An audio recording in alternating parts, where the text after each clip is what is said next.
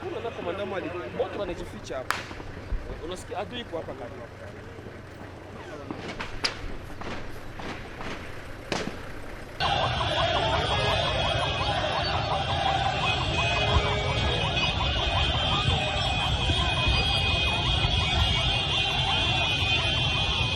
Kasi matata ponyo tobeleli susu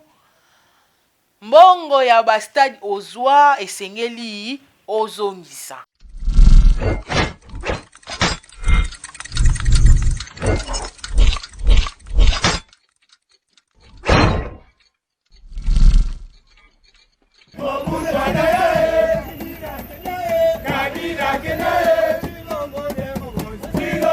Esengo mingi ko retrouver bino lisusu na compte ya Tindika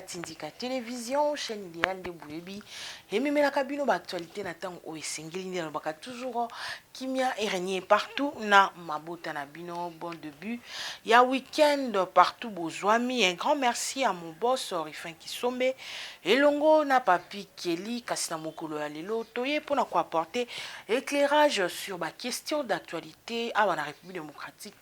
du Congo. Merci na ba papa, merci na ba papa na ba papa pe ba maman. Na confiance bopesi ngai na ko partager ba vidéo et surtout na kati ya capital ezopesa esengo mingi komona bozali kolanda Tindika bosa abonné na moni bato ya FCC basa abonné pe bazali kotindela nga ba suggestion na moni pe lisusu armée na biso na mona ki ba policier na mona ki ba soldat na front. En tout cas esali plaisir ya trop. Merci na bino nyonso na bosanité bana nyonso ya membre ya Kolwezi Lubumbashi na ba plainte na bino aussi komi tokozwa temps ya kolobela yango esalaka plaisir komona ndenge kani ba imboka bazali kotinda ba pasi na bango ba suggestion makambo zali kokomela bango pona tina ete Tindika et communiquer po na bango bandeko balandi mokolo ya lelo tika na ebisa bino ekwe lisusu sango ya pasi kasi tokolonga quelques provinces to quelques villes na biso M23 ezwi susu et koti pona tina kokanga bazali koluka négociation na gouvernement pour crise esila na ebite négociation ya nini ya balkanisation nde tozoloba boye samedi 18 toza déjà na plus ou moins 10 villages oyo ba rebelle basi basakampare na yango bakoti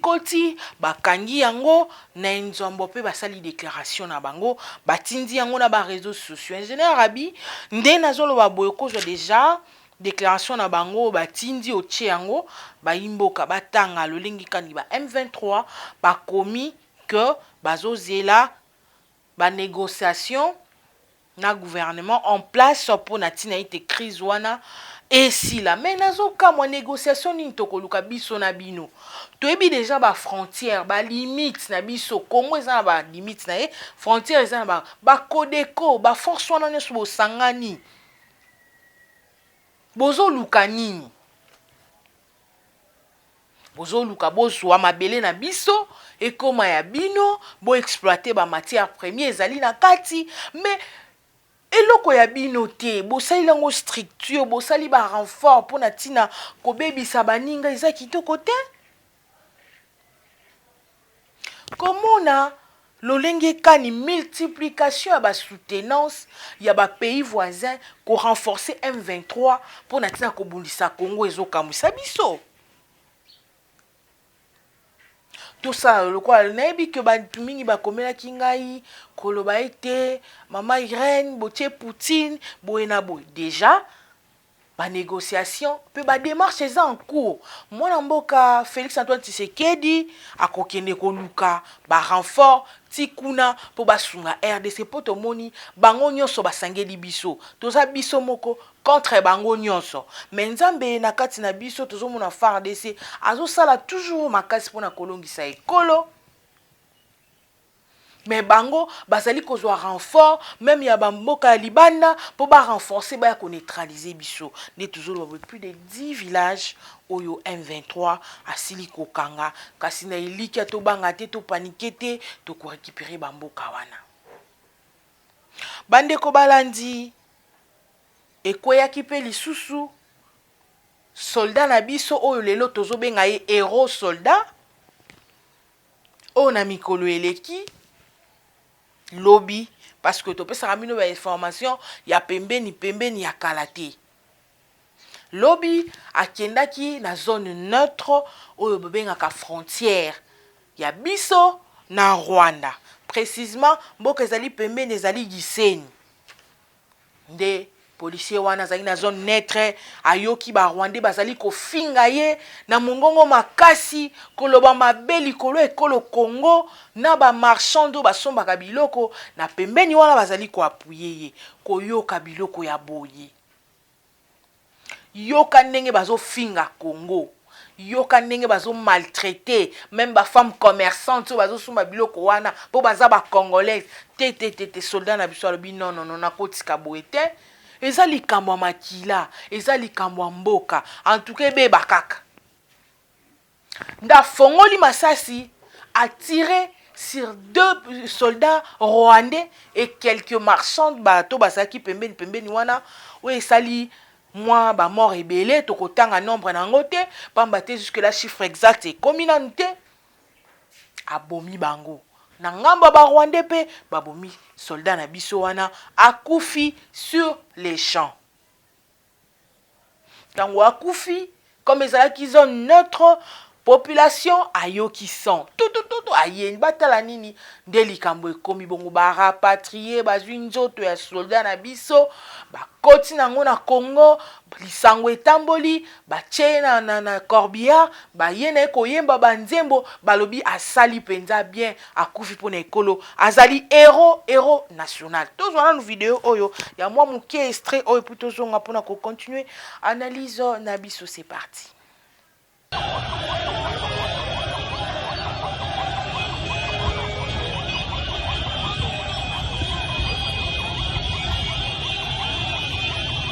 Voilà bandeko balandi tomoni biso nyonso ndenge population asangani lokola moto moko pona kotombola honneur ya ndeko na biso oyo asali fierté. Tongu ba Rwandais babomaka biso bakataka biso maboko bazobeta banzete on dirait bazosala nyama. Namonaka communauté soki ya nini oyo batalelaka makambo ya droits humains balobaka te donc ba vidéo sur ki la kaneni ba Rwandais bazo maltraiter ba Congolais na monaka mutu moko te atele même ba injure na monaka te kasi komona tina zone neutre boyebi ke zone wana eza neutre ba Congolais bayaka ba Rwandais bayaka ba Burundais bayaka wana eza provocation pona kolakisa ke guerre oyo ezali décrété kuna bazo salango siyama. Tomoni hélicoptère na biso ba bombarder yango na ba M23. Po lobi en complicité na bato baza na Assemblée nationale ba loba que tozali na banche en kobunde la guerre te. Parce que oyo bimaka na kati awa bino na poto bozoyoka yango bango pe na Rwanda bayokaka yango. Donc à propos des ebimaki tokoko décréter guerre te parce que tozana ba avion de chasse te, tozana ba char de combat te, bango pe baka moi moko mibale to mona ke le kato bombarder yango. Tozali ko pesa bango pe ba piste ya ndenge ni ya ko attaquer biso kaka biso moko na ba propos na biso yango ba fingeli biso soldat oyo amila kisabite tika na kufa pona ekolo ebe bakaka. Ndeko wana corps na esi ekomi ingénieur abitia photo oyo ndenge ba policier basi basa aligné basangani pona koloba ete azali ndeko na biso corps na esa déjà rapatrié awa. Kasi tomoni colonel na biso awa sous ordre ya gouverneur akei pona tina ya kovtala soldat oyo ya Rwandais masasi ezwaki azali na hôpital ya Gisenyi. Akei sur les champs pona kotala ye epesi penza panique na kati ya capitale pona nini ake kotala ye bango babomi biso ki ezongi mais ngambu mususu esengeli tozo information ya solo ya likambo nini elekaki vraiment na zone neutre wana yango omoni colonel na biso akiti sur le terrain interviewé pe moto oyo azwi masasi ayeba ezalaki wapi ezongaki wapi mais tant que aza na sol na biso akende te bozongise na capitale corps ya soldat na biso ekomi awa ye pe aya kosamba akufi ndenge nini yo se retrouve pe na giseni na hôpital wana masasi ezwi yo ndenge nini azali pe parmi batu oyo bazalaki sur le champ na action donc likambo comme aza témoin oculaire aya asamba batika ete trop c'est trop pe bazali koyebisa biso na est la république tozomona mingi présence ya basoldat rwandais na mabele na biso bamususu na teni na bango bamususu na teni ya FARDC voire même na teni ya police baroulage likambo yango tokoloba yango na mikolo ya ntango tozoloba toza infiltré bainfiltration eza mingi na armée na biso infiltration eza mingi na assemblée nationale bato bazoboya ote omoni fo koyeba ntango afdel eyaki barwandais mpe bazalaki banani mpe bazalaki wi toza na ntango afdel te afdel esesi bazonga bakotaki na armée wi ndenge bayebisaki biso ezali na bato moko bakendaka kuna na Goma barekritaka na Rwanda bakotisi bango baye na bango na armée wana ezalaki na régime ya kalisi tosokola esengeli tosokola bato wana nyonso bazala lisusu te tozo continue toujours na masolo na biso ya mokolo ya lelo bandeko balandi tomonaki propos ya ndeko na biso Martin Fayulu sur makambo ezoleka na este tango molai bareagisaki te tango molai bavandaki kimia kasi sortie médiatique na ye ebimisi barévélation mosusu toyebaki te na bapropos na ye alobi toza na problème na Rwanda te guerre eza te eza kaka badirigant na biso nde bazali kosepela na kosala ba violence kobunda na makila pona ba intérêt na bango donc bazo sepela na bango bana ba coopération nango basala donc bazo créer ba guerre moko boye po bakanisa ke biso na Rwanda tozaka na problème nzoka problème ezate eza po ka ba garantir ba pouvoir na bango po ba garantir moi buzz moko boye na kati ya sei moko boye toyebi ke Congo na Rwanda bazalaka na bitumba wana ba propos ya mwana mboka Martin Fayulu kasi a félicité pe FARDC na musala kitoko azali ko abattre na kobunda mais yo moko lobi quelque chose et son contraire toza na guerre te mo félicité FARDC olobini. Voilà, merci na ba papa nyonso na ba mama nyonso babaki mama bote ya bato ya chaîne na bino bote ya pe bato balekaka na betando mususu yo za journaliste ko finga za mabe boye na me bango tongo ba finga kabiso tongo bazo finga ndeko Chilombo tongo bazo finga ye matama na ye tongo bazo finga ye aliaka fufu na ye nani aleki pa ke ko pekisa bango boye za mabe boye biso to finga kate tindika chaîne moko ekenaka na ba norme tozo benge dès na pesa information na fingi nini na lobi nini me koyoka kuna na koloba ba propos na te pour tosala publicité na yango te donc ba propos ya mwana mboka Martin Fayulu epesi pasi na population donc mutu nyonso azoloba nous sommes en guerre Rwanda elingi biso te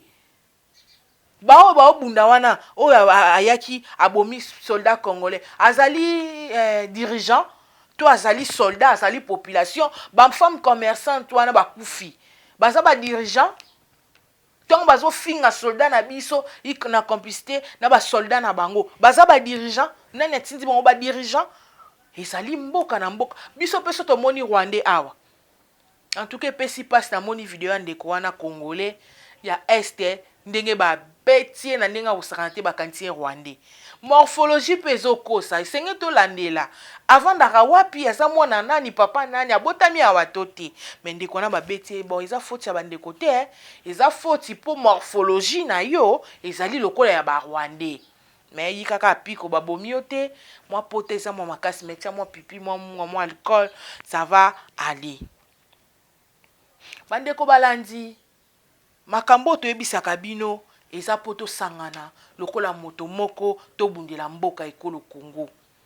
topesaka bino te kaka na sentiment ke topesa information te tosangana awa wapi kani na nyonso wana mwana mboka Martin Fayulu alobi esengeli baélection esala nini ezala mais toza en crise toza en guerre mais yo lo toloba na makambo eza important yo soki ekana baélection oui baélection ekozala kasi yo kanisi soki masese ezobeta na este wana élection ayo ekosalema na kimia yo kanisi bato so bazokima guerre kuna bakotia ba machine yango mpona kopona ndenge nini esenge na likambo wana esila mpo totala makambo mosusu ndenge ekotambola. Un grand merci à papa Aimé Mugombo depuis Allemagne, docteur. Salutations spéciales na yo na bosanité maman Angèle Pumbu Fomam Fondation oyo ezali ko soutenir ba action en chef de l'État. Ezali parti politique te makasi ezali mama moko ya boboto oyo amoni esengeli acha maboko na bandeko na ye ba congolais congolaise asali fondation na eto asbel na ye Fomam azali ko instruire ba fille mère azali ko sunga ba demini assistance à ba personne à danger azali ko lakisa batu ba misala ya maboko. En tout cas un coup de chapeau à maman Angèle Pumbu pona musala kitoko azali ko sala na kati ya mabele na yo ya mboka yo za musika kuna na poto na États-Unis kasi ozali ko tia maboko na ko sunga bandeko na ba peuple congolais kasi makambo koloba ezali ebele bandeko balandi wapi kani na ebisi bino na ebandeli ke plus de 10 villages esi ezwami FARDC par vandi kimiate FARDC azali kobunda azali kobongama azali koluka ba stratégie olenge kani ya ko répliquer tolanda nanu ndenge préparation pendenge kokita na champ de bataille ezali kobongisama ba soda na biso ya FARDC et puis tozonga pona ko continuer analyse na biso.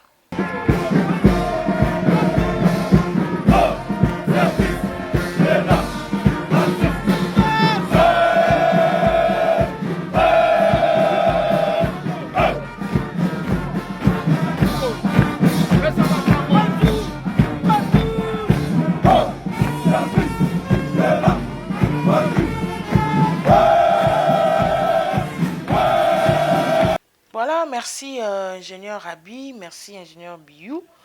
Na musala kitoko bozali kosala ba bina bwakela bino ba fleur ba félicitations pour caméra na bino zo kende partout et kezongi. Merci na bango pe merci na bino bozali so na biso bozoti na biso ba vidéo ça est là pour na couper saka kasango na bayi imboka bomondenge ba préparatif ezali kosalema pour na tina ko kene ko bunda pe kolongela ekolo Congo bande ko balandi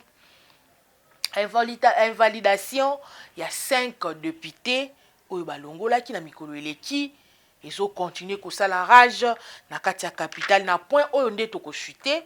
tuzobeli kaka moi quelques points ya ba actualité dominante na République démocratique du Congo kasi oyo nde komema biso ki tochute na likambo yango po toyoki balobi pe mingi tolobeli yango likolo ba invalidé ba député mingi ya FCC boye na boye mais tina oyo ba invalidé bango bato bazoyeba te kasi tika na yebisa bino na tongo ya lelo ba député 5 oyo ba invalidé oui la majorité baza bato ya FCC baleki na ba etando balobi non union salité et salemi pour na tina ya konuire FCC mais F propre union eza salité pour union sacrée et comme kobengama union salité bino FCC comme F propre bosali 18 ans na pouvoir bandeko balandi bopesa baninga chance bosala opposition na loyauté à la mienne mais ate ke bozo kundola makambo so ezalaka te bozo kosa bozo bamba opposition eza kokosela baninga likambo te tolanda nanu likambo oyo ndenge elobamaki toyebi selon loi ba règlement ya Assemblée nationale toyebi structure nyonso na ba règlement na bango elobi boye soki osali 3/4 d'absence na session moko ozomonana te donc tu seras obligatoirement sanctionné. Voilà c'est l'article ya ba loi ya Assemblée nationale et lobi soko sali 3/4 oyaka na yo te o se présentaka te donc l'office olongo bato balongoli eza bato oyo bayaka te contrôle parlementaire esalemaka na landi mutu moko alobi oh non tomona nanu te sika contrôle parlementaire ezosalema bango bakendaka kaka corruption eza makasi. Oui, liste de présence esurkilaka bolingi contrôle yango ezala ndenge nini biyumbui présent nani oyo présent te ntango liste ezosurkile eza na commission moko ya suivi esalaka eza kosokipe na makambo tala nani ayaki te ntango bapétition elekanaka tomonaka combien de signataires te sur combien de personnes te bazalaki wana mais bino bokwei pamba te boyaka te nde nalandaki baarchive toyebaka makambo nyonso tolobaka ezongelaka biso. Adolphe Muzitu ntango batuni asepresentaka te na mikolo eleka alobi nazolia mbongo ya mboka nakendaka kosiege te kasi mbongo nazolia eza mboka me mboka yango eza na pasi te ntango yo ozwi mbongo wana kuna mpona nini osalisi population te. Moza muta liboso ya koloba ke mbongo ezali gaspiller inutilement boza bata liboso ya koloba ke kodénoncer voire même oh bapesaki $1000 chaque député po bake koyamba roi oh bapesaki mbongo ya carbe mais ezaki mbongo ya carbe boboyaki yango te mpo na nini na mituka mpe bobimaki bolobaki te oh mbongo ebele kosombela badepute mituka mituka mais bozwaki yango mpo na nini. Na télévision bwana discours mosusu na kati boza na makamusu bozo telemela eloko mais libanda bozozwa eloko wana mituka boboyaki bokozwa te mais bozwaki ba $1000 koyambela roi bo dénoncer yango libanda mais bozwaki mpona nini te kozongisa mbongo bo servi pe d'exemple te mbongo tozwa ngo te tozozongisa yango na caisse à l'état mais bozwi quand même eza kitoko te donc bozoloba ke ezali compte à rendre oyo mboso azwi ba injonction mboso azali président Assemblée nationale azwi ba injonction et pas mo continuer président Félix Antoine Tshisekedi pour rendre compte na batu ya FCC abenga na bango menga nazokamwa. Qu'est-ce que le président a à voir na kati wana ba règlement bino mongonde bo concevoir yango tant bo kotaki ba komisaki no ba élu du peuple ba pesa kamino da ba règlement d'ordre intérieur botanga kayango tango botanga kiango ebaki te ke soko ete ba kolongola yo lelo ba longoli bino e comme yo compte à rendre to moni Félix Tshisekedi alingi FCCT asali union salité pour na connu FCC mais ba conséquences ezanga quelles conséquences bozolo bezali grave bande ko balandi.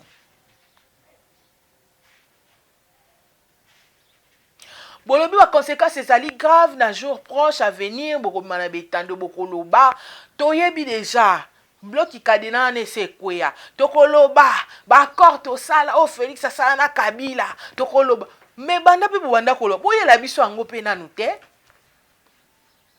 awa émission na nga na sala ka mingi na lingaka vidéo eloba donc bozolo babino be boya na vidéo na bino accord ngo basalaki mukolo nini balataki elamba nini audio elobaki nini pe conclusion elaki nini tokoloba ndenge nini basinyaki ndenge yaka kolia ndenge yaka kozwa basi mutu faiblesse ya mutu comme point fort na bino te pona konuire roi Salomon azaka na basi ebeleze exemple kozwa te mais soki mokonzi na biso aza mutu aza mai na makila alobi te nakenda ta mwa goye mwa droite ma bokangaki wa soki mutu asali mbala moko mibale toyebi ke mokonzi na biso aza chrétien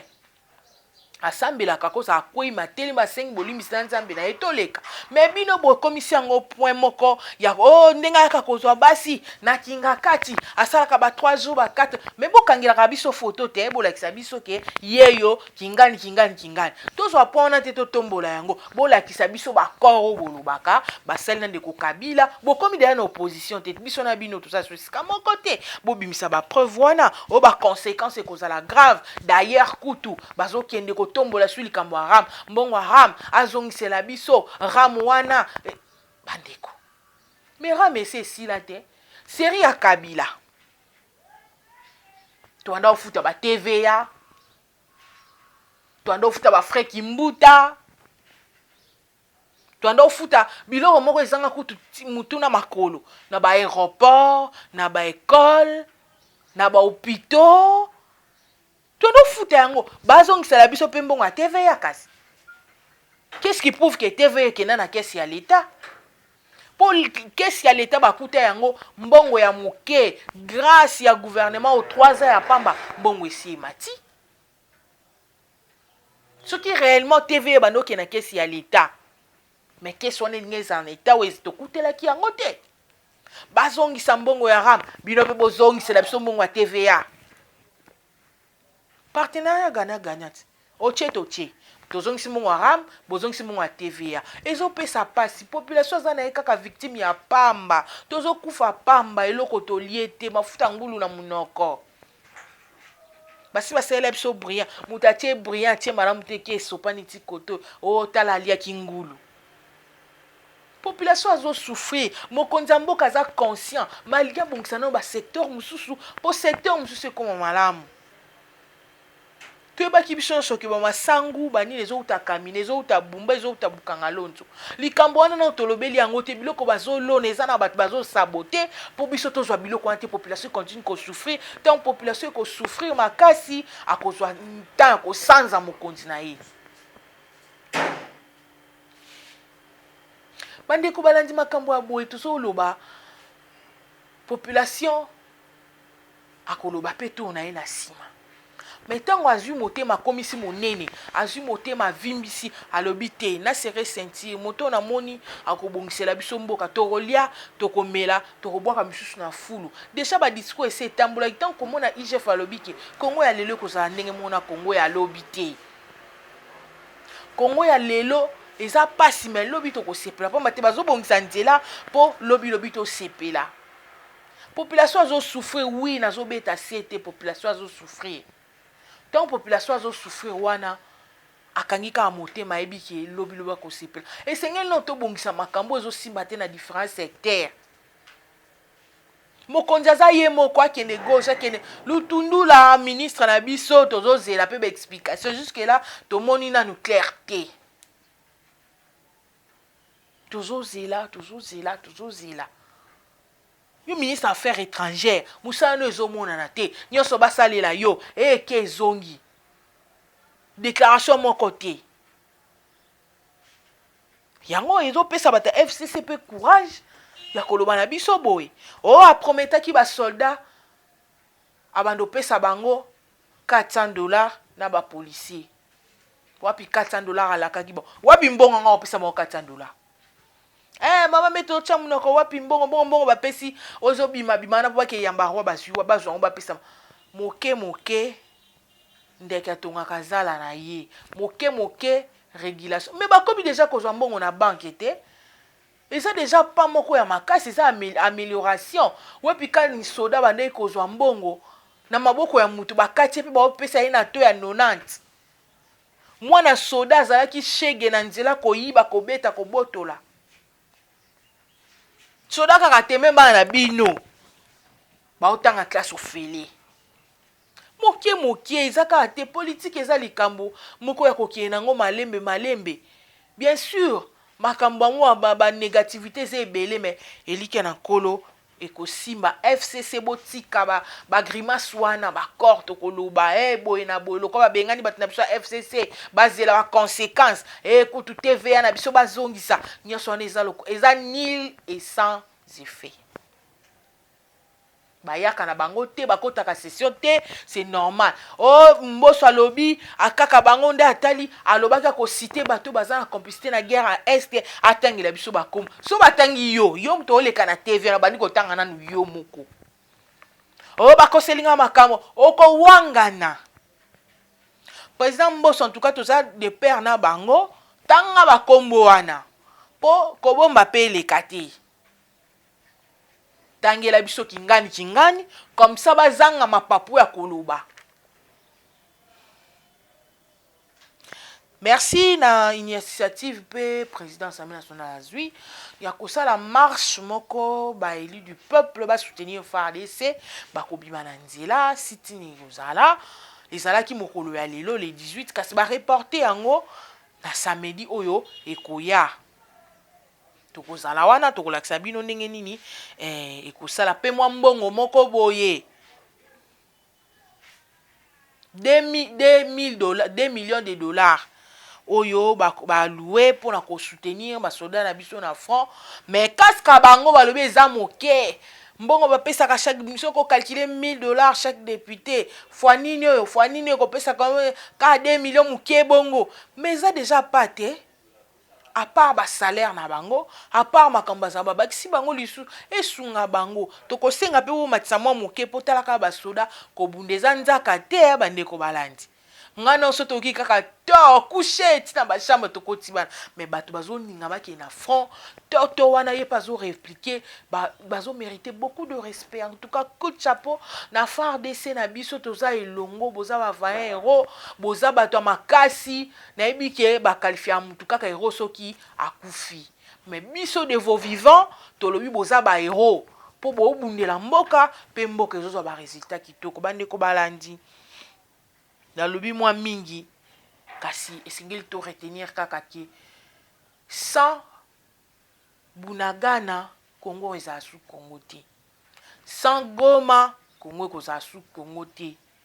sans Gisenyi wana oyo bozwi Rwanda wana bokotisi oyo azwi lisasi wana soki baye banvaye babotoli yango ekozala sous Congo te toyebi déjà ba plan nini bazosala este ningana este tango ekoningana koto osese bozwa na capitale bocheche ba position na bino ndenge ni ya ko déclencher coup d'état nzamba za juste ekosimba te 2023 eza sumusika te totikali na 6 mois po tokoma 2023 oyo wapi ba élection sengeli salima kolala kolamuka mikolo ba erzo ken lisusu te tozalaki ba jeune fitala biso tokomi ba mama tokanisanga lokola jetala nde tokomi donc kolala kolamuka ba ajezo keni donc tokimaka na sima ya tango mokonzi ya mboka azokima pe na sima ya tango koluka ba stratégie nini commissaire komate ki asalaki manda ya pamba kasi biso toyebi totomboli de manda asala pona lokumu ya peuple congolais kasi un coup de chapeau à mwana mboka Jean-Marc Kabund na stade kitoko oyo asaleli peuple congolais tango azalaki na Assemblée nationale excusez-moi bato bano mbongo tomoni ndaku kasi tosepeli quand même na likanisi oyo na Kingabwa atongi stade Etienne Tshisekedi kasi matata ponyo tobeleli susu mbongo ya ba stade ozwa esengeli ozongisa dossier eza en cours ba école pe ezozela yo po éducation ya bana na biso bango nde bakonzi ya lobi bango nde bakosala makasi na biso ya lobi nde bolukaki boboma tokomi na suka bel et bien ya analyse na biso ya mokolo ya lilo un grand merci na bino nyonso bolandaki yango bo partager bo liker bo salaka nde bo salaka mais bo continuer ko benga lisusu bato balanda ba partager ko sala pena esengo makasi un grand merci à boss Rifin Kisombe longona papi Kelly na bo sanité papa Jean-Luc na Londres